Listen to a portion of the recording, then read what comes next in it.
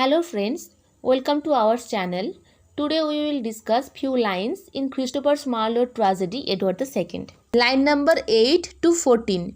The griefs of private men are soon allayed, but not of kings. The forest deer, being stuck, runs to an half that closeth up the wounds. But when the imperial lion's flesh is gored, he rends and tears it with his wrathful paw, and highly scorning that the lowly earth should drink his blood, mounts up to the air. This line have been extracted from Christopher Marlowe's tragedy Edward II, Act 5, Scene 1, the famous deposition scene. This is the pathetic lamentation of King Edward. The king, which asked to yield his crown, here expresses impulsively the deep agony of his heart. He emphasizes in particular the profundity of the sorrow of one once so powerful.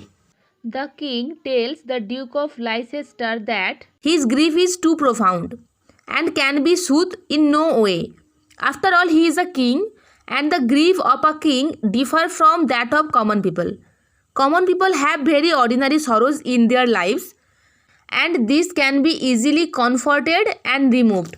But the king's sorrow is much deeper and more painful, and there is hardly an remedy for it. The king described the depth of his grief by means of an analogy taken from wildlife.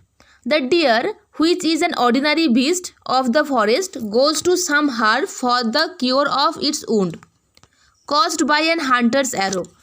But when the king of the forest, lion, is hurt, it begins to rend and tear its wound frantically with its paw. It begins to jump high up in wrath, lest the dirty earth should soak its loyal blood. These quoted lines are important from the viewpoint of the development of the dramatic action. It prepares the audience for the final tragedy of the king.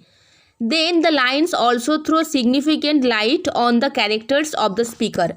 We are informed about his passionate nature, stirred specifically in his maddening grief.